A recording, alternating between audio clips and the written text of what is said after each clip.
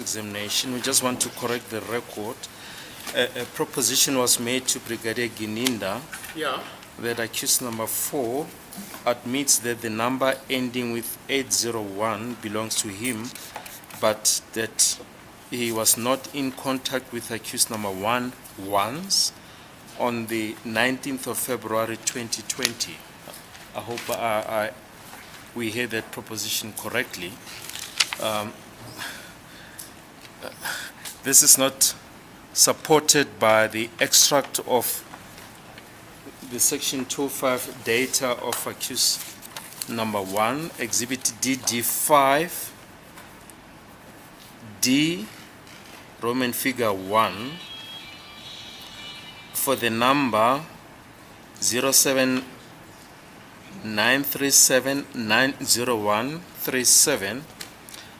The extract of the Section 205 of this number shows that this number on the 19th February 2020 at 17:07:21 received a call, an MTC, from the number 07139533801, which accused number 4 says or admits that it belongs to him.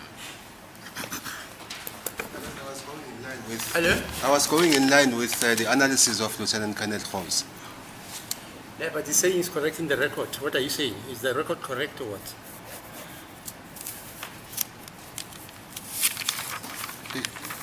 Because according to this information, Exhibit DD5, Roman figure, sorry, do you have the record, sir? Just show your learned colleague the record, because we're talking at cross purposes. That's the typed record you are referring to, Mr. Baloi. That's the exhibits, the exhibits Okay. that have been handed up.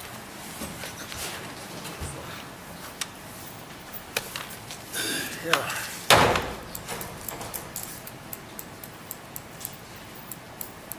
I don't know what is the problem, because it covers the period of the 19th.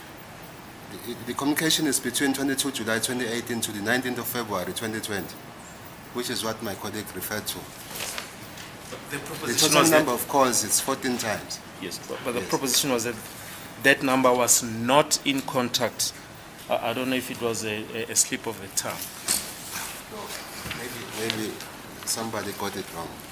It was in contact. We admit it was in contact. It was in contact. Yes, it was in contact.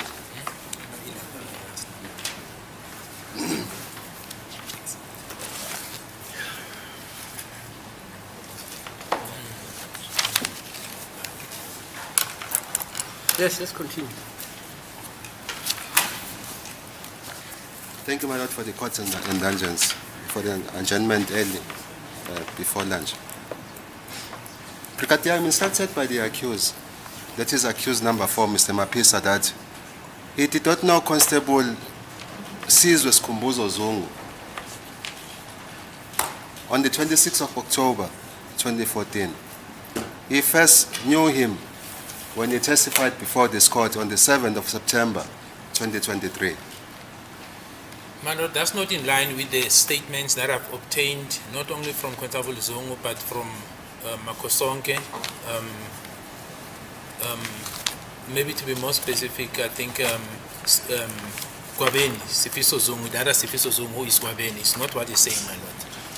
Umsola wesina umtshela ke ukuthi nge-26 ka-October 2014 wayengamazi uConstable Zungu uqale ukuthi amazi ke nge-7 zika-September 2023 ngathi ke ethula ubufakazi bakhe la enkantolo. Lokho ke akuhambisani ke nestatement engayithola kakhulukazi ke yena ke uMakhosonke kanye naye ke uGwabeni uSifiso Zungu. This version about him not knowing Sizwe Skhumbuzo Zungu, the police, finds corroboration or correlation, I'll use your terms, on photo 47 of Exhibit S.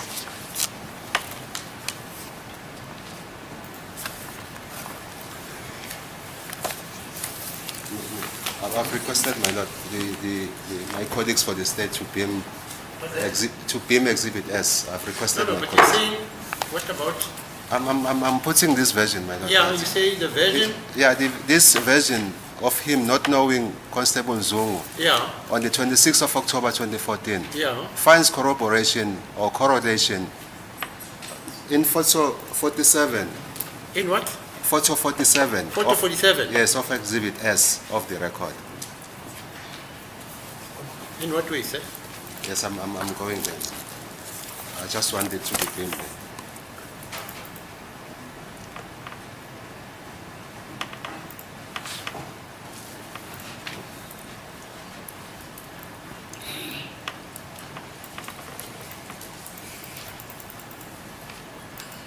In the sense that when Constable Zungu was asked to identify the persons who are depicted on photo 47, he said the person who is standing behind the car was accused number 2, Mr. Ndanzi.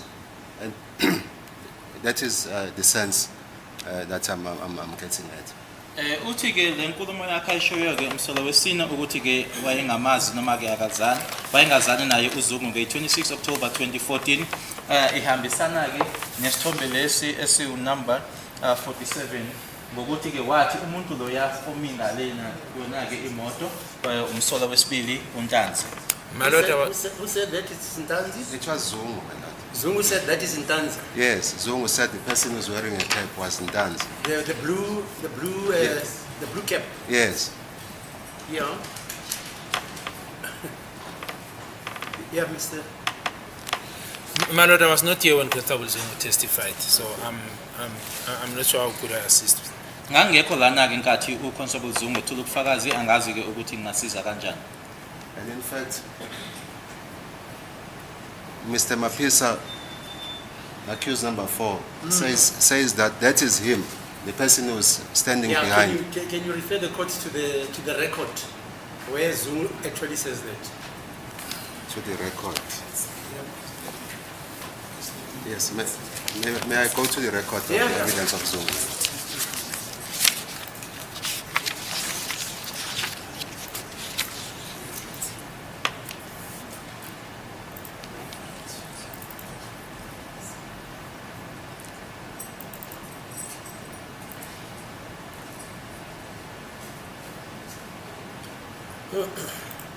What's the version of the state?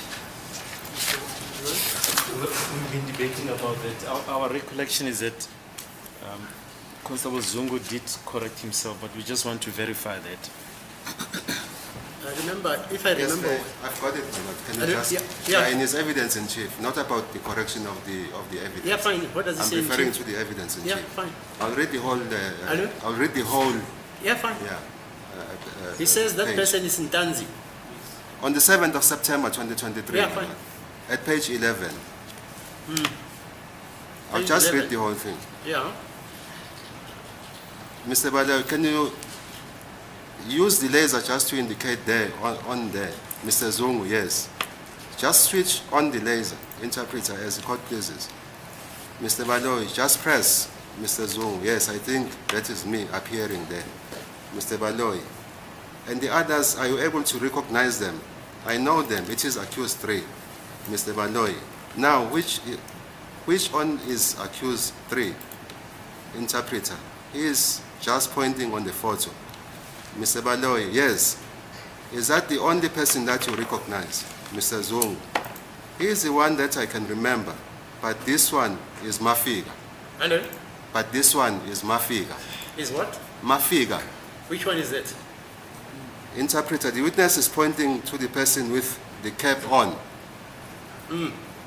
Mr. Baloy, and it is accused number, Mr. Zungu, accused number 2. Yeah, fine. Advocate Nxumalo ke ufunda ke kubufakazi bange-7 zika September kulonyaka ondlule 2023 ku page 11 la athi khona ke yena ke uConstable Zungu washo ke ukuthi kuyisithombe ke ebesitshengisiwe khona lapha ukuthi loya ogqoke ikepusi wathi ke uMafika uma ibuza ukuthi ke uMafika umuphi umsola wathi ke unumber 2. Uqale kodwa ke uma iqala uqale ngokukhomba umsolwa wesithathu. further instructs me, Brigadier, that he did not know, in fact, let me start here. He knew accused number 1, Mrs. Beer, before the 26th of October, 2014. Yes, the investigation confirms such also, my lord. Uyasho-ke ukuthi ubemazi-ke umsola wokuqala ngaphambi kwazo i-26 October. Yebo, uphenyo ludalula lokho. He did not know accused number 2, Mr. Ndanzi, before the, or on or about the 26th of October, 2014. He first met accused number 2, Mr. Ndanzi, in their first appearance in respect of this case at Boksburg Magistrates Court on the 27th of October,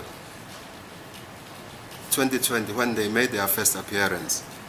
No, but that's not correct, my lord. Because you first find accused number 2 himself mentioning accused 4 in exhibit HH and JJ. He mentions him. He mentions him by name. He mentions he mentions accused number 4. So you find that in exhibit HH and JJ by accused 2. Wait, you're saying accused who? Accused 2. Accused 2 in his alleged confession. Yes, my lord. Mentions who? Accused 4. What does he say about him? He places him in Fostoras Basuchin Hostel on the 26th of October 2014, before the incident took place, when they went to execute or rather kill the deceased, and after when they went back to the hostel. That's what he says about accused 4 specifically. Uyasho-ke umsola wesineke ukuthi-ke umsola wesibili uNtanzi wayengamazi-ke ngaphambi kwesigameko lesi, nokuthi-ke uqale ukumazi uma-ke sebeqala ukuyovela-ke enkantolo ngeyi-27 October 2020 eBoksburg. Akusilona-ke iqiniso lelo ngoba-ke uma ubuka-ke sona-ke isitatimende sakhe sokugonyuluka umsolo wesibili uyasho uyakhuluma lapho-ke ngayo umsolo wesine, uyasho ukuthi-ke babesehostele eBasuthu ngaphambi kokwenzeka kwesigameko uma behamba beya kwenza lokho-ke okwenzeka-ke ngalelo langa lelo noma sebebuya.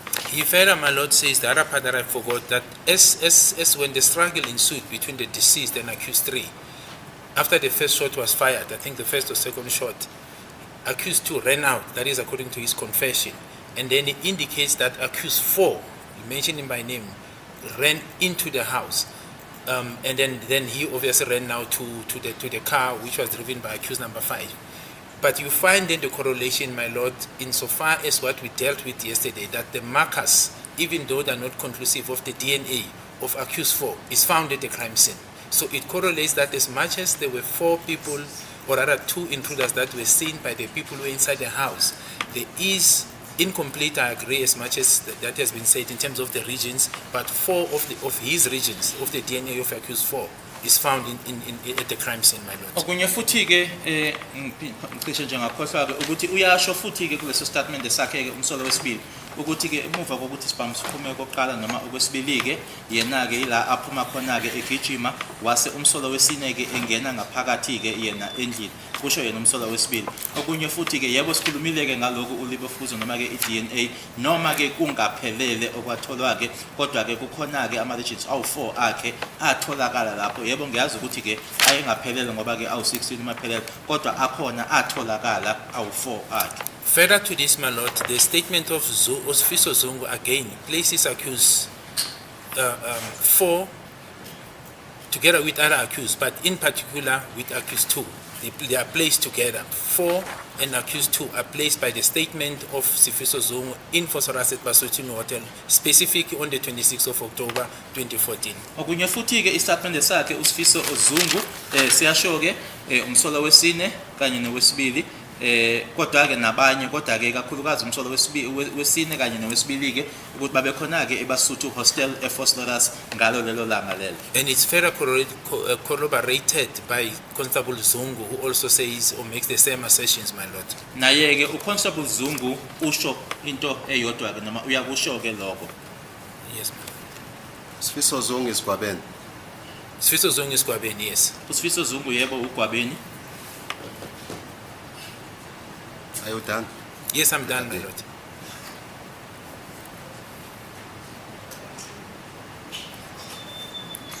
further instructs me that in new accused number 3, Mr. Mngube was his best friend. That is before the 26th of October 2014. Yes, I will not dispute that, my lord. Uyasho-ke nokuthi-ke wayemazi-ke umsolo wesithathu uMr Mncube ukuthi-ke bebe umngane wakhe ngempela-ke lo angeke ngikuphikiseke lo. Sorry, who says 3 was his best friend? My client, my lord. Hello? Number 4? Yes, accused number 4. Okay. Number 4 says number 3 was his best friend. Yes. Okay. They knew each other very well.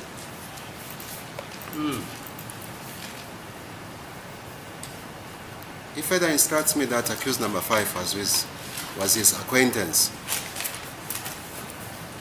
I'm not disputing that they knew each other, my lord. Uyasho-ke nokuthi-ke umsola wesithathu-ke ukuthi-ke umuntu-ke ayejwayelene naye angeke ngikuphikiseke lokho ukuthi bazane.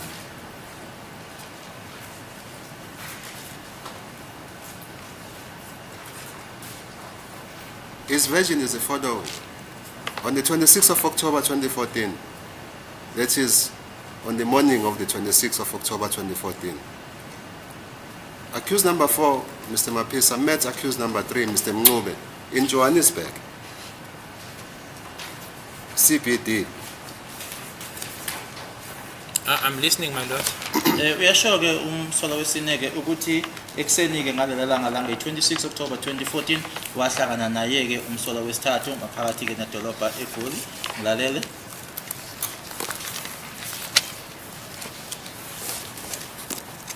They then traveled in a white minibus combi, which belonged to Zenzele Mchunu. Zenzele Mchunu was the driver of this vehicle. Yes, I'm following, my lord. I'm listening. Babehamba-ke ngemoto-ke eyayimhlophe, iminibus combi eyimhlophe ngombala ekwakuye yakhe uZenzele Mchunu uyena futhi-ke owayeyishayela. But before that, they went to, that is now on the 26th of October, to Ultra City Liquors in Malvern, where they bought liquor in the amount of 158 rands 40 cents, and that is contained in his bank statement, which was handed in as exhibit EE3 in bracket of the record. I confirm, my lord, that during the course of the investigation of the bank records, we found such transactions of buying liquor. Uyasho-ke ukuthi-ke bahamba-ke ngalelanga-ke khona la babeye khona-ke eMelbourne la babeyothenga khona-ke iphuzo noma-ke utshwala-ke babuthenga nge-158 futhi lokho kuyabonakala futhi-ke kuyitatimende zakhe noma kwi-statement sakhe sebhange. Yebo ngiyavuma-ke ukuthi-ke ngophenyo-ke tholakele ukuthi yebo khona-ke leyo mali leyo ekhaziwe-ke la babethenge khona. He also bought airtime in that morning of the 26th of October 2014 in the amount of 40 rands, and he received an SMS notification fee, and that is also depicted in the bank records of the 26th of October 2014. Yes, my lord, I do have a recollection of that, my lord. Futhi-ke wathenga-ke i-airtime ka-40 rand.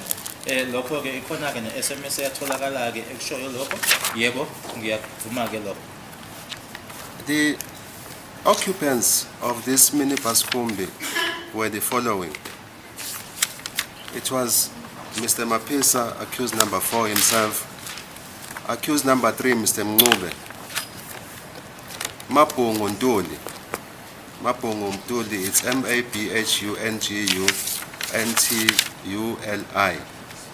Celimpilo Ndawonde, CELI MPILO NDAWO, WOND, Siphiva Ntuli, SPIVANTULI, Linda Dlamini, LINDA DLAMINI, and Sikayo Giani, SGAYO JIYANE. Sikayo Giani. Yeah, Sikayo Giani.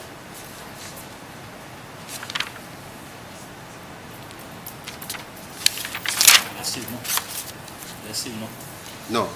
Yes. Abantu ababegibele kuleyo moto ke noma bekhona ke kuleyo moto leyo ilaba abalandelayo ke uMaphisa, uNcube, uMabhunguntuli, uCela Impilo Ndawonde, uSiphiva Ntuli, uLinda Dlamini kanye noSigayo Jiyane. I'm following, my lord. Yes, I'm listening. Ngilalele.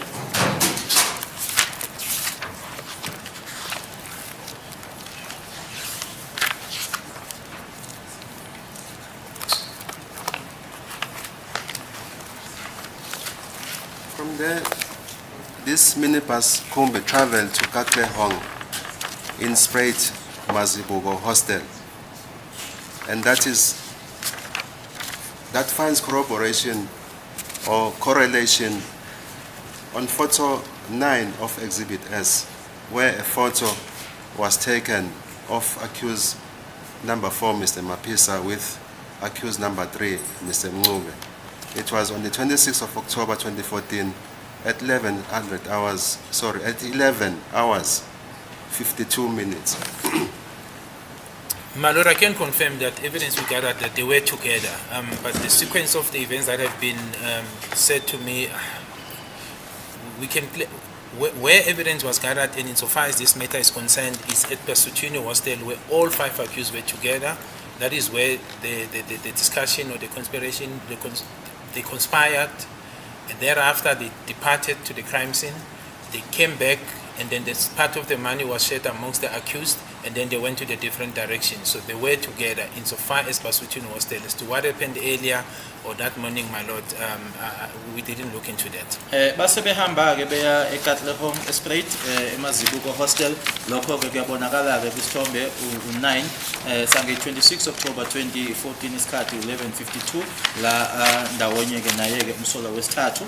Thina ke esokutholakele ke noma ke kuphenywa ke esitholileke ukuthi yebo ke impela ke ngalelo langa layilo babe ndawonye khona ke eBasuthu Hostel la ababe khona ke ngaphambi kokuthi isigameko senzekeke ila khona ke kwaxoxa ke noma kwaqedwa noma ke kwathatha isinqumo koqedwa konke ke mayelana nenkulumo ukuthi kuzokwenzekani base behamba ke babuya ila banikezana khona ke imali base behlukana ukuthi kwenzekani ke ngaphambi kwalokho nanjengoba kushiwo ke kumina nginalo ke ulwazi.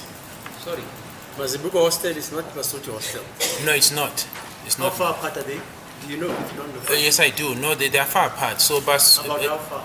maybe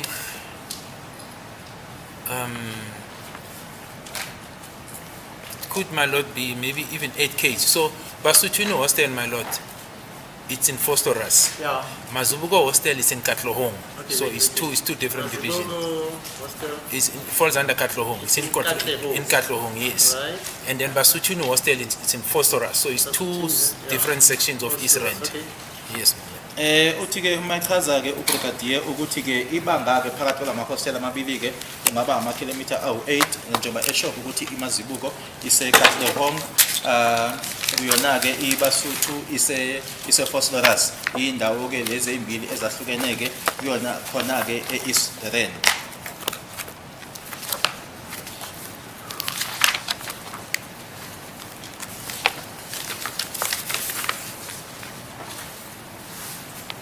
From there, Brigadier, I'm further instructed that they traveled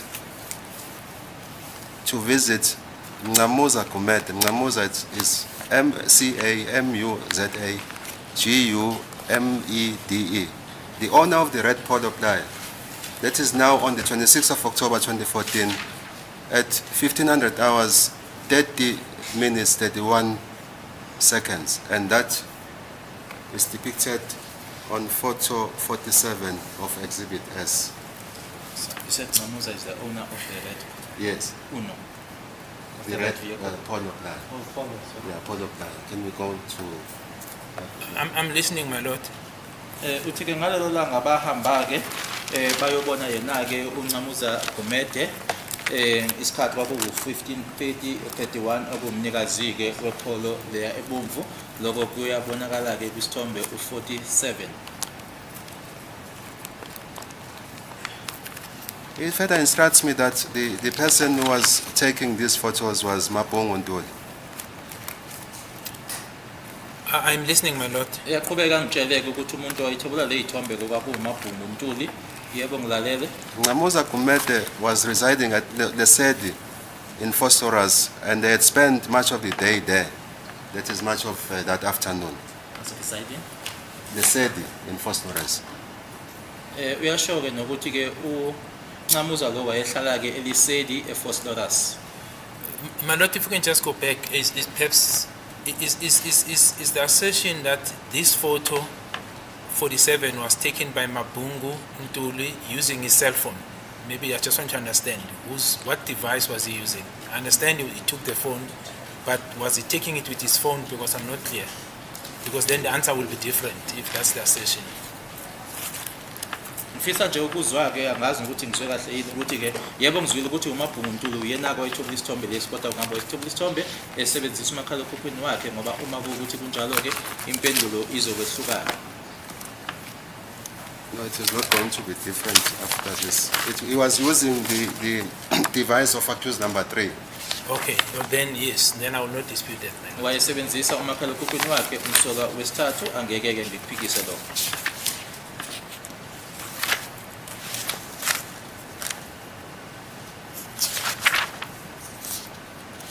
In fact, accused number 3 at that time was using a Samsung GT E2220 Texto. GTE? Yes, 2220 Texto. GTE 2220 Texto. Texto. Yes, TEXTO. Ngaleso sikhathi ke umsola wesithathu umakhalekhukhwini ayewusebenzisa kwakuyi-Samsung GTE 2220 i-Texto. I see that accused number 4, Mr. Mapisa's hand is up. May I approach him?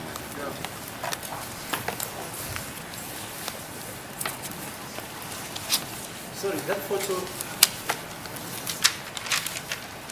photo number 47, is that the one where they say accused number? Somebody's standing behind the car. I just want to have a look at it.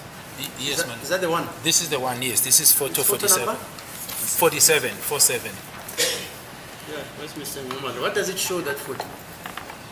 My lord, the person with the cap, Yeah. you can't see the face. Can you see the face or you can't see the face? No, it's invisible, my lord, because it's facing down. You see part of the face, but One can't from see my the view, face. you can't make a recognition as to who's the person. I can't see that, my lord.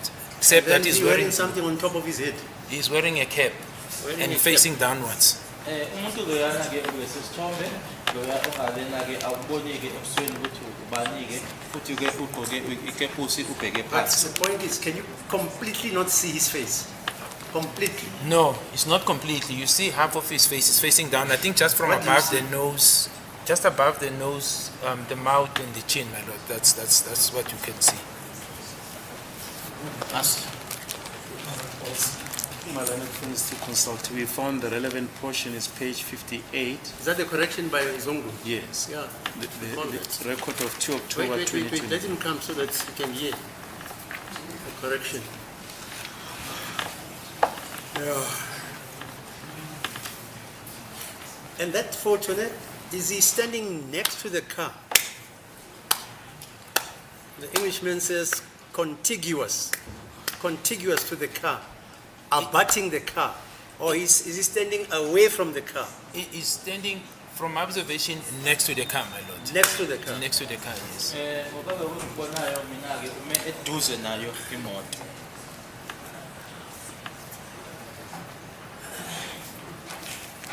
And then can you see his hands? No, my lord, you can't. Izandla fingers. zakhe awuziboni. No, my lord, you cannot. I think this further cross-examination should wait until... It's not cross-examination, please. This is the court speaking. My lord. I think we should wait for Mr. No, it's Nxumalo. not cross-examination. Don't- Yes, madam. Don't.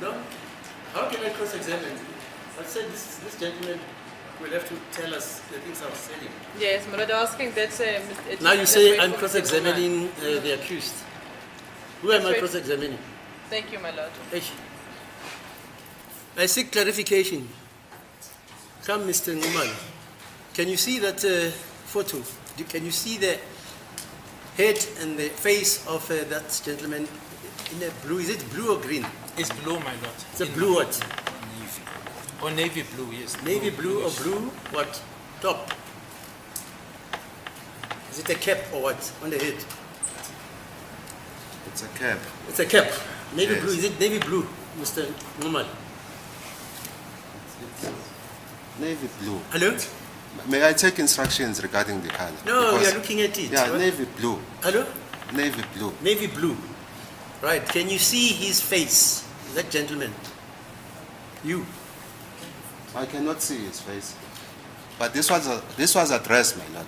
Okay. It was addressed. This aspect was addressed was a what? earlier. I did address this issue when I was putting the version to other. No, fine. They say I'm Yes. cross-examining. I don't know the photo. Yes. Can you see his face or hands? Obviously, my lord, I cannot see his face. You can't say obviously to me. I'm asking, can you see his face? No. That's all I'm asking. No, I don't see his face. You can't see his face. Can you see his hands? His hands. No. Is he I standing only s- next to the car or away from the car? Next to the car.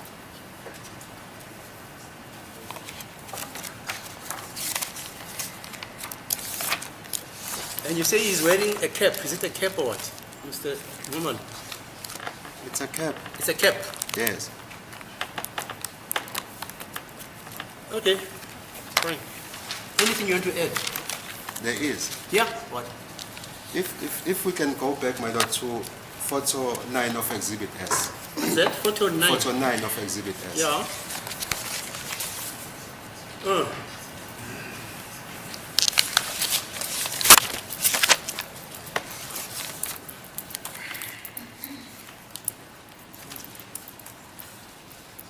These are my instructions, my lord, that he was wearing a DH jacket. DH. Yes, DH. What's a DH jacket? Daniel Hedger. What? Daniel Hedger. Daniel Hedger. Hector. Hedger. Hector or Hedger. I know it's Hector. Oh, Hector. H-E-C-T-E-R. We started fashion in Joburg. Sorry? I say we started fashion in Joburg. Daniel Hector. Yeah. Hector. It's not like I don't know these things. You know these things, my lord. Yes, you've heard of the A-team. Fine. So it's a Daniel Hector top, Yeah, top. Yes. right? And what else? Adidas cap, navy blue cap. Okay. Yes. Fine. And the navy blue cap. Yes. All right, thank you. Mr. Baloi. Daniel Hector. Yeah. No, I'm not done, my lord. Oh, you're not done. Okay. Yes, I'm still busy with the version of No, my no. client. He says he's found the correction. Oh, he's found the correction. Yes. At this stage of cross-examination, I don't know. You guys are fighting. I don't know what's the fight about.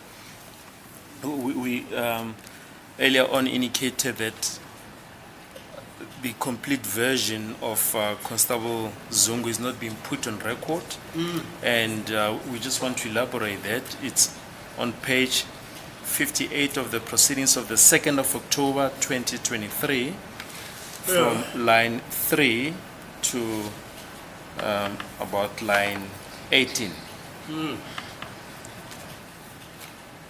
Yeah, just read it so Yes. that it's in the It record. says, also. Mr. Nxumalo, I'm instructed by the accused that it is accused 4 that the person who is standing behind the vehicle is himself. That is accused 4 and not accused 2. Just the- wait, let's take it slow. Mr. Nxumalo says he's instructed by He says he's instructed by the accused. the accused, meaning accused 4. 4, okay, Yes. by accused 4, right? Yes, he says that is accused 4, That is, yeah. that the person who is standing behind the vehicle is himself. That is Oh. accused 4 and not accused 2. So that the person standing behind the vehicle, is he referring to the person who Yes. is wearing the cap and the Hector top? No, this is the previous photo. Or which previous photo is that? Photo number 47. Yeah, just show it on the screen there so that everybody can see that. Photo 47.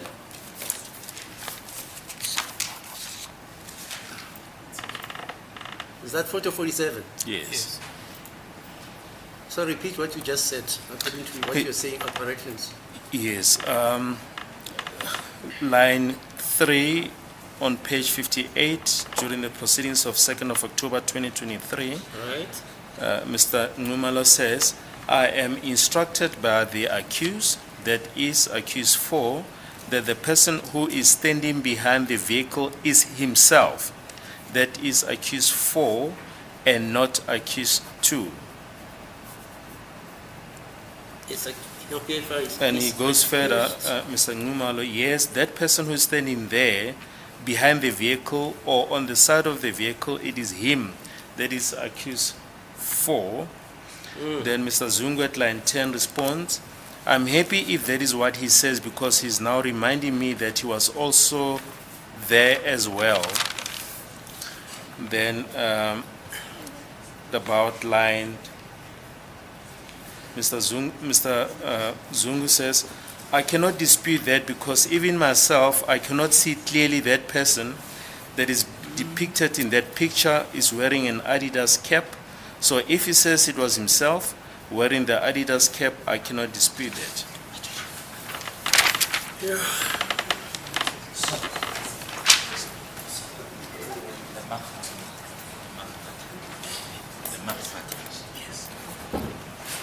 Lana ke umshushisi uthi ke bayitholuleke le ndawo la khona ke uZungu alungisa khona ka ngithi eqaleni uthe akumsola wesibili ke loyana wase ke uadvocate Nxumalo ke uFC2 ke kuyena ke la kusuka ku line 2 ke fix ke 18 ngitshelwa ke umsolwa ke ukuthi umsola wesine ukuthi umuntu loyana ke ome emuva kwemoto kwayo imoto leyana uyena umsolwa wesine akusiyena umsolwa wesibili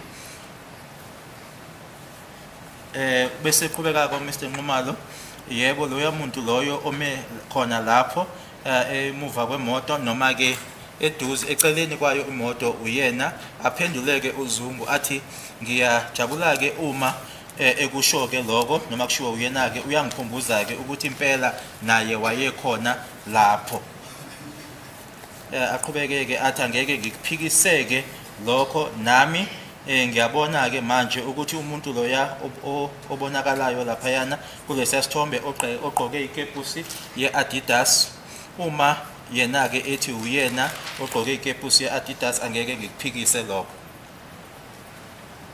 Okay.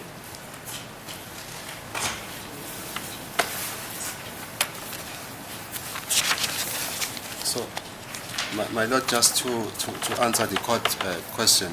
Yeah. He says that, that is my client, Mr. Mapisa, he says that on photo 9, he was wearing the clothing that are referred to, also wearing a Lacoste boot. So when the court asked him, when the court directed the question to me, whether do I see his face, do I see his hands, he says that he recalls because of the photo or the clothing on photo 9, that it is him. Photo 9? Yes. That not is 47? No, he recalls, my Lord, that it is him who is on photo 47 because of the clothing on photo 9. How does it affect the correction? Are you with me? Yes, it does not. It does not affect the correction? No, it does not. Okay. Umsolo wesine ke uthi yebo ke uyena ke uchaza ke agqokile ke lapha lesithombe esi9 ukuthi ke ikepusi yeAdidas, top yeDaniel Hector kanye ke namaboot eLacoste uthi ke lokho ke uyakhumbula ke ukuthi uyena ke lesithombe lesi47 ngenxa ke yalokho akubonayo noma impahla lezi ayigqokile isithombe 9. And further, my Lord, the photos, that is photo 9 and 47 of Exhibit S, were taken on the same day. That is the 26th of October 2014. Nokuthi lezi ayithombe ke u9 no47 zathwetshula ke ngelanga elilodwa nge26 zika October 2014. There is also a correction, my Lord. In fact, when they went to Lesedi, when they traveled in the Kumbi to Lesedi in Fostoras, they had gone there to visit Makeke Ndlela. Makeke Ndlela is Makhe Ndlela Ndlela. So it is not that they went there to visit Ngamoza Kumet. Okay. Futhi ke okunye ke angilungisa kona ke umsolo wesine ke ukuthi uma ke babeya ke lapho ngalelo langa lelo babengayile kuyena uNxamuza Gumede kodwa babeyobona yena uMakhekhe Ndlela. I'm listening, my lord. Ngilalele. So the owner of the red VW Polo flyer is Nxamuza Gumede. Not that they were traveling in that red VW Polo, but they were traveling in a Kumbi. What he cannot remember is who arrived first between Nxamuza Gumede and them traveling in a Kumbi.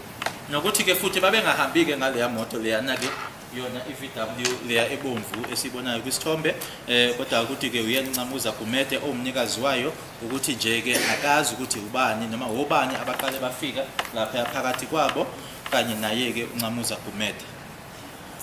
I'm listening. Yes, I'm listening, my lord. Salalele. Yeah.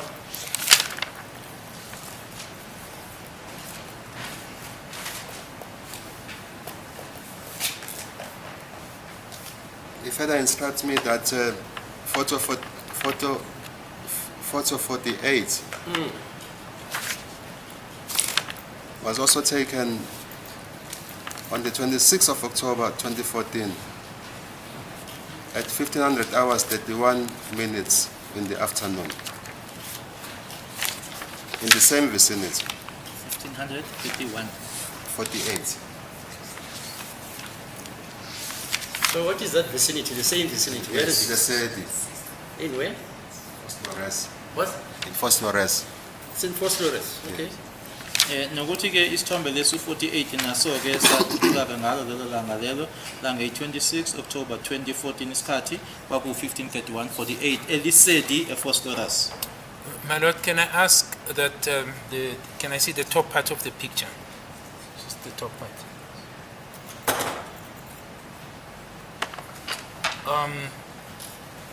My lord, I don't see the time, so I'm not so sure the assertion of the time that has been given is not depicted in the photo, so I'm not sure where does it come from.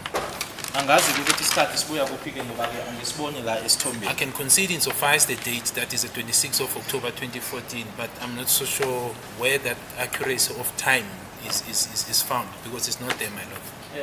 Ukuthi ke isikhathi sona sibuya kuphi ke ngoba i-date yona ngiyabona kodwa angazi ukuthi isikhathi bona sona ke usithola kuphi. In the downloads. But It is from the downloads. But I thought this comes from the downloads, my lord, but it's not depicted there. That's Comes from which download? Whose download? When you go But- to, by Sergeant Mabaso, Ama-download akhe ke uSergeant Mabaso. which is now the downloads of the phone that was seized from accused number 3, my lord. Ama-downloads ke amakhalekhukhwini owathathwa kuyena umsolo wesithathu. Why is that so? the times are in the memory stick that was provided to us by the state. So I got the times there. All right, but it's not in this picture, my Yes. lord. That I'm saying that I only have a date, I don't have the time. So Okay. I'll concede insofar as the date is concerned, the time is not depicted. Ngizovuma ke ngedate ngoba ke isikhathi sona ke asitshengiswanga la.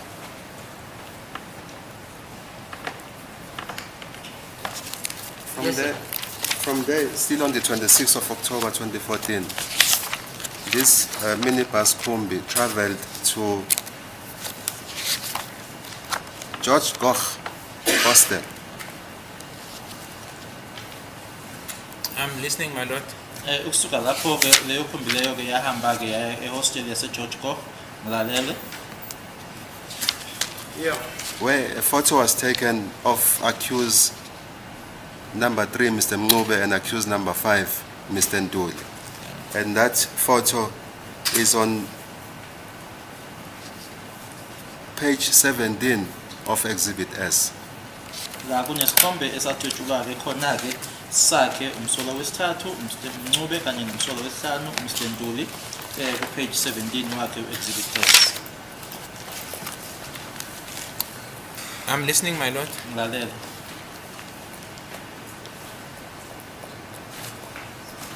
Maybe caught there with me, my lord. There's a document that's been looking at.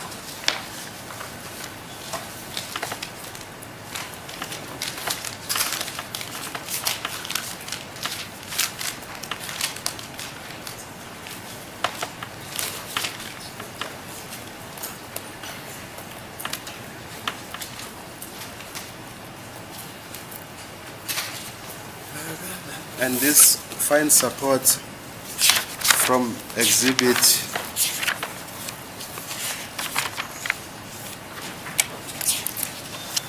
DD5F Roman figure 1.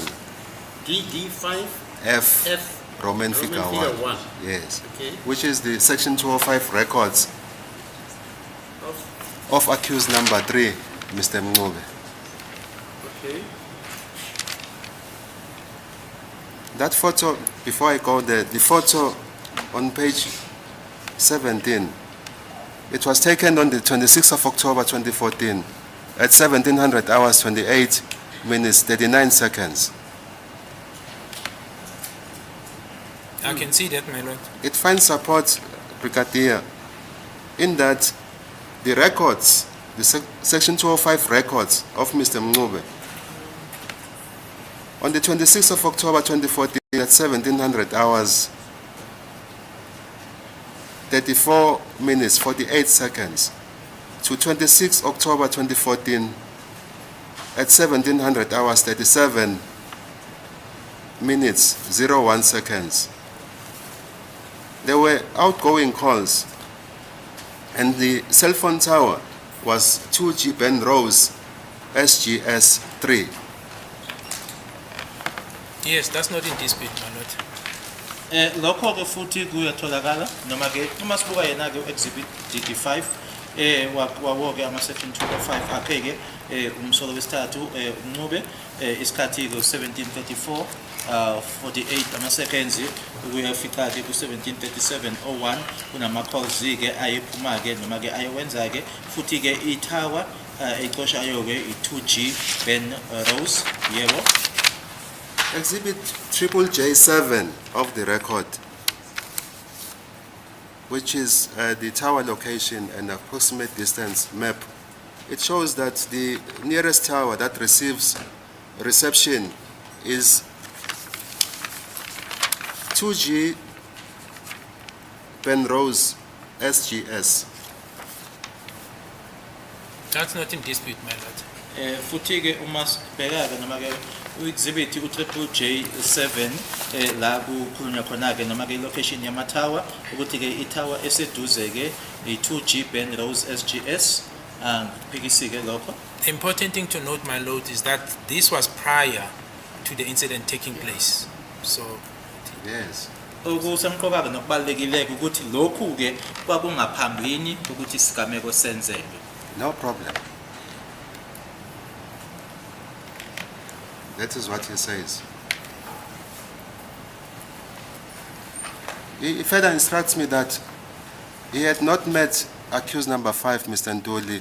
He only met him on that day, on the 26th of October 2014, at 1700 hours 28 minutes 39 seconds. but my lord, I thought I was told they were acquaintance at the beginning. I No. thought I was told Right. that's what I thought. I thought the assertion was that they were acquaintance with accused number 5, and I said I would not dispute Brigadier, you are that. not listening, Brigadier. Please. The instruction that I'm putting to you is the following, that it was the first time on that day. He knew him, but on that day, he only met accused number 5 at that time. That's what I've put to you. No, but that's not how you put it. That's how not- I put it. You No, can listen to no, the record. No. I'm saying now. Now you Yes, said. now. Yes, now that, and I'm saying what you are putting now is different to what you've said earlier, because I understood them to be acquaintance. Now I'm getting the impression of the assertion that says he only met him for the first time on this day. So it was not put in the same context, my lord. Yes. Ngikuzwe indlela ke ngikuzwe ngayo ke mina ukuthi ngaphambini utheke ngoba ke ngaphambini uthe babe abantu abajwayelene ke manje usuthi ke ayengahlangananga naye uhlangana naye okoqala ke ngaleli langa leliyana advocate Maibeka uthi ngaleli langa la nge26 ka October 2014 akahlangananga naye ke umsolo kwakuqala ehlangana naye umsolo wesihlanu ngalesi sikhathi ngo17:28 nama seconds awu 39 sorry. From there, accused number 5 joined them in this Kumbi. They then traveled and dropped accused number 4, Mr. Mapisa. Just wait. You say accused number 5? Join them. Yes, joined them in this Join who? in the minibus Kumbi. He joined, I will start afresh So then. number 5 joined number 4 and others. Yes, and others, the ones that I've mentioned earlier. Also, after number 4 has met number 5 at 17:28:39, then accused number 5 joined them Yes, for the first time that day, or what? for the first time that Okay, day. fine. So he joined them for the first time at 17:28:39. Yes, Okay. Kwasekwenzeka ke unumber 5 ke ngaleso sikhathi ke wabe ese bajoyina ke hlangana nabo ke bahamba ke ila abayo sebehamba ke mase beyodiliza khona ke umsola wesine uMaphisa. I'm listening, my lord. Ngilalele. this Kumbi then traveled to where Mr. Maphisa was renting a place of residence at the corner of Sinclair and Julie Street in Malvern, Johannesburg. I'm listening, my lord. Yahamba ke le moto yaya ke la ayehlala khona ke ekashe khona ke uMaphisa eMelvin. The corner of Sinclair and Julie Street in Malvern, Johannesburg. He was dropped there after 1800 hours in the afternoon of the 26th of October, 2014. I'm listening, my lord. Kwaku ila imoto yamdiliza khona ke kwakuse eseshayileke noma emuva ke kwehola lesithupha ke ntambama ngilalele. Further instructs me that after he was dropped at his place of residence, he never met accused number 3 and 5. Uthi ke emuva ke bethi ukuthi bemshiye lapho ke akaze ke aphinda noma akaphindanga ahlangane naye ke umsuku wesithathu nowesihlanu. No, but that's not correct. Evidence suggests they met at Basutuni Hostel prior to this incident taking place. They moved together to where the deceased was. The deceased was shot after the struggle. They then went back to Basutuni Hostel, my lord. That's the evidence that we have, and parted ways after the sharing of money or money given to accused 1 and 2. Akusilona ke iqiniso ke lokho ngoba ufakazi esinabo ke ukuthi ke bahlangana eBasuthu Hostel ngaphambili kokuthi isigameko senzeke emuva base behamba ke beya la umufi ayekhona ke emuva kokuthi kunokulwa ke kwakukhona ke lapho umufi wabe esedutshulwa ke bahamba ke lababuyela khona ke ehostel ula ke bakhishwa imali khona ke umsolo oqala nowesibili abathola imali khona. Further instructs me that on the 26th of October, he did not meet accused number 1 and 2 at all. But that's not correct, my lord. Like I said, the evidence indicates that they all 5 accused met at Basutuni Hostel. Prior to the commission of this offense, they traveled together to 13511 Kotanung Street, where the deceased was shot, and thereafter they went back to Basutuni Hostel. Money was given to the 2 accused, then they parted ways. Uyasho ukuthi ngalelo langa lelo ke akahlangananga nje nhlobo ke naye umsolo wokuqala kanye nowesibili akusilona ke iqiniso lelo ubufakazi buyasho ke ukuthi bahlangana abasolwa ke bonke eBasuthu Hostel bahamba ke baya 13511 Kotanung Street eNomzamo section eFosloras emuva kwalokho base bebuyela khona ke eBasuthu Hostel abasolwa ababili ke oqala nowesibili banikezwa imali ila abahlukana khona. He has never been at Basutuni Hostel on the 26th of October, 2014. That's not correct, my lord. The evidence places him there. Other than the exhibit HH and JJ, there are witnesses who places him there on the 26th of October 2014 at Basutuni Hostel, together with this accused, my lord. Akusilona iqiniso ukuthi ke akazange aye eBasuthu Hostel ngalelo langa 26 October 2014 ubufakazi ke uyamkhomba ukuthi waye lapho ngaphandle kwawo ke lamazibithi itatimende lezi uHH no JJ kukhona ke abanye ofakazi ke abashoyo ukuthi waye lapho kanye nabanye abasolo. He has never been at the scene of crime at 13511 Kotanung Street in Fostoras. In fact, Brigadier, just to pause there, is it correct that there is no evidence whatsoever that this is my client at the crime scene? No, I disagree. There is Exhibit HH and JJ that was admitted in this court, but other than that, we dealt with the regions, the markers, my lord, and we've dealt on this part. It is there. You can pick up 4 of his regions of the DNA of the markers at the crime scene, specifically at the crime scene inside the house. Akusona-ke iqiniso ukuthi abukho ubufakazi obushoyo-ke noma obukhombayo-ke ukuthi wayekhona lapho kwindawo yesigameko. Bukhona-ke u-Exhibit JJ naye-ke u-HH kanye futhi-ke noma-ke yebo kushiwo ukuthi-ke amamakha lawana-ke awaphelele mayelana nalokho ulibofuzo noma-ke i-DNA eyatholakala, kodwa-ke khona-ke la kutholakala khona kwindawo noma kuma-regions awu-4. No, I'll leave the issue of the regions for arguments, as well as Exhibit HH and JJ. He further instructs me that he had not at any time in his lifetime been in contact with Miss Kelly Kumalo. He knows Miss Kelly Kumalo as a musician, but he never, had direct contacts with Miss Kelly Kumalo whatsoever. Qhubeka-ke umsolosini engitshela ukuthi akakaze ahlanganeke axhumane noma ahlanganeke naye uMiss Kelly Khumalo. Uyazi-ke ukuthi-ke uwumuntu oculayo kodwa akakaze nje empilweni yakhe ahlangane noma axhumane naye. My lord, we don't have evidence that he spoke to Miss Kelly Khumalo. We don't have that link. And there was no indication that accused Ford directly spoke to Miss Khumalo in the planning of this and the execution of this offense.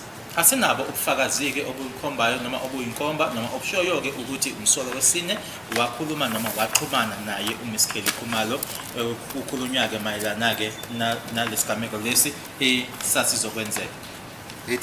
He further instructs me that he did not receive any payment or any proceeds in the commission of this offense whatsoever, and his bank records speak the same. What is your comment, Brigadier? No, my lord, as I've said, I will agree insofar as the bank statements are concerned, and that applies to all the accused insofar as the bank statements are concerned. But if you look at the fact, and we dealt with this yesterday, with this aspect, my lord, yesterday, that accused 1 and 2 was paid, and then we have 5 accused who are acting in common purpose. I mean, it's the same as one pulling a trigger. If someone pulls a trigger, he pulls it on behalf of the others. It will not make logic, my lord, that one person is getting paid when people are acting together and the others are not getting paid. What I can agree is that factually what we have is that payments that we can account for are insofar as accused 1 and 2. But logic will dictate, my lord, that if people are acting in common purpose, they will not do that for nothing, my lord, whereas others are getting paid. Ngizovuma-ke ukuthi yebo-ke impela akukho-ke ubufakazi futhi-ke akukho-ke nomtshengisayo-ke kuyitatimende zebhanga. Kubona bonke kungasiyena kuphela umsolo wesine, kubona bonke abasolako ukuthi-ke kwakhokhwa-ke ebhange. Kodwa-ke ubufakazi-ke esinabo ukuthi-ke umsolo wokuqala kanye nowesibili-ke bakhokhelwa-ke bona. Manje-ke uma ngaba-ke abantu behlangeneke ngomqondo owodwa benza into eyodwa, angeke-ke abanye bakhokhelwe base abanye-ke bengakhokhelwa. Isibonelo-ke asisebenzisayo ubrigadier sokuthi-ke uma oyedwa kuyena-ke odubulile abanye-ke bengadubulanga, kodwa labo bantu labo bese benza into eyodwa behlangene ngomqondo, nalabo abangadubulanga nabo-ke bayahlanganiswa nesenzo saloyo odubulile. So you are using logic, Brigadier. It's not evidence supported by facts. No, I'm using... It's your own inferential reasoning. No, it's not evidence supported by facts. All right. So I'm using facts, my lord, insofar as what is contained in the confession of accused 1 and 2. That is a fact that they got paid. Then I'm using logic, my lord, in the sense that if they're acting together in common ground, understanding of what they need to do, it will not make logic, my lord, that only 2 will get paid and the others are just doing it for free. There's no logic in that, my lord. Lokho-ke engishoyo-ke ukuthi-ke ngithatha-ke kusona-ke isitatimende sakhe umsolwa wesibili-ke ukuthi-ke bakhokhelwa-ke yena nomsolwa wokuqala. Manje mase ngithi-ke akusiyona-ke into ezwakalayo-ke uma uyicabanga ukuthi-ke abantu bahlangeneke benza into eyodwa noma-ke umqondo wabo uwodwa kuleyo nto bayenzayo, ukuthi-ke ababili bakhokhelwe bese abanye-ke bangakhokhelwa bekwenza nje mahala lokho. Yeah, Mr. Brigadier, you're saying you're using logic. The legal parlance is you are using inferential reasoning. Yes, my lord. That's what the law says. Yes. Yes. It's Inferential not- reasoning. Yeah, it's not the only reasoning. One. Yeah, no, I'm just saying, when he says using logic, Yeah. in terms of the law, you use Yeah, it's inferential reasoning, Yes, yes. which makes a logical conclusion possible. Yes, my lord. Okay. Is it the only one we don't know? Hello? Is it the only one we don't know? No. Don't forget I'm a teacher. From which institution, my lord? Ask the doctor. Oh, okay, I will. My lord, I see that Or Mr. you can even ask Ms. Nxumalo. Oh, Yes, ask her. okay. No, I will, my lord. I will. Yes. Not now. I see Mr. Spear's hand is up. May I approach him? my Yeah, lord? fine. Yes.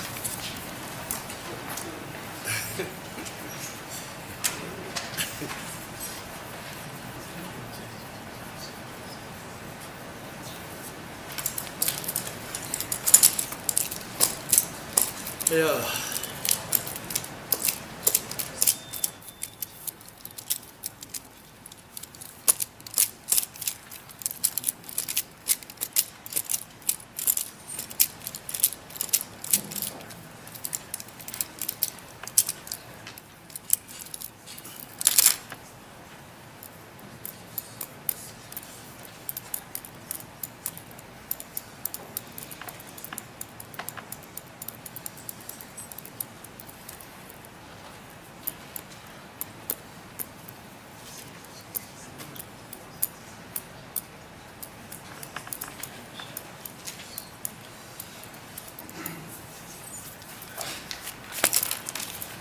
Thank you, my lord, for the court's indulgence.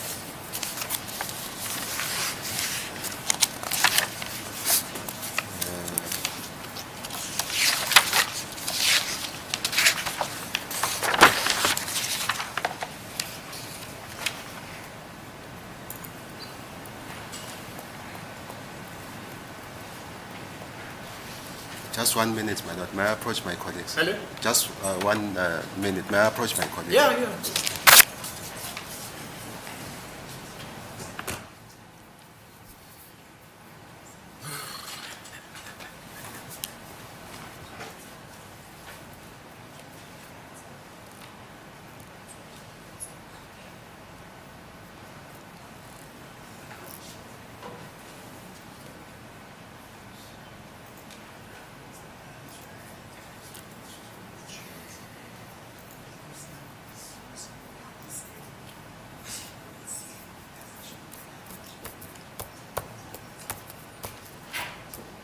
My lord, may I approach my client, Mr. Mafisa, to find out if there is anything that I've left. Yeah, fine. Yeah, thank you.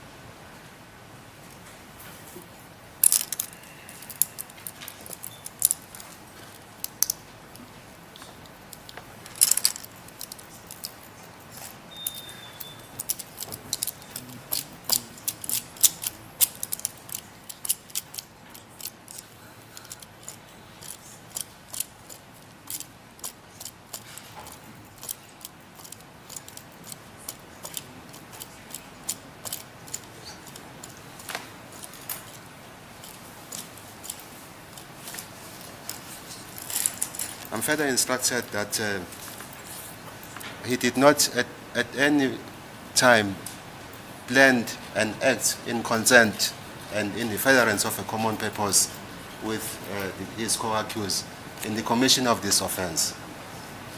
Iyaqhubeka ke ngitshele futhi kaze ke ahlele ke noma ke babe mqondo munye ke nabanye abasolwa ke ukuthi ke kuhlelwa sona ke isigameko lesi.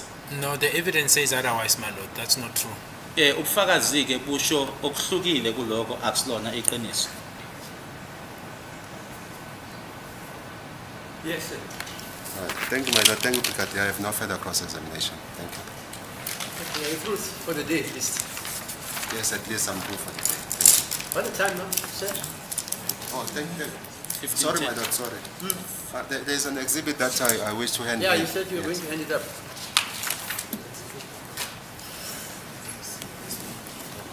It's Exhibit C3 in bracket, capital letter A in bracket. Exhibit C, 3 in bracket, 3, in bracket, capital letter A in bracket. In fact, three my lord, in brackets. capital letter A in bracket. Yes. It relates to the two photos, my lord, that I referred to yesterday. Photo numbers. We don't have numbers, ne? No, there is no numbers. So We'll number them. you'll yeah. Yes, we'll number Number them A and B, and then they'll be attached. It goes with some other photos. So it is 369. They're fine. Yes, we'll number You can them. number all of them. Yes.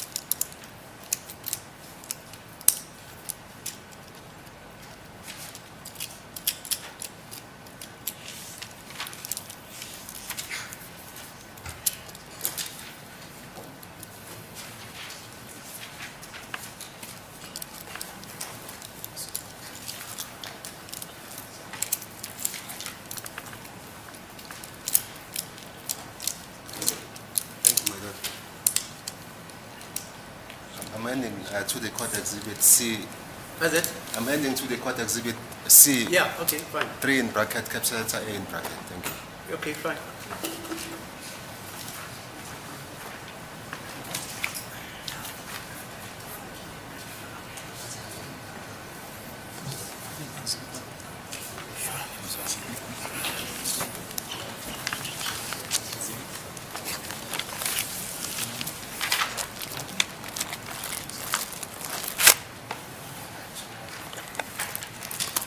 Okay, are we adjourning now for what? Mr. Baloi, I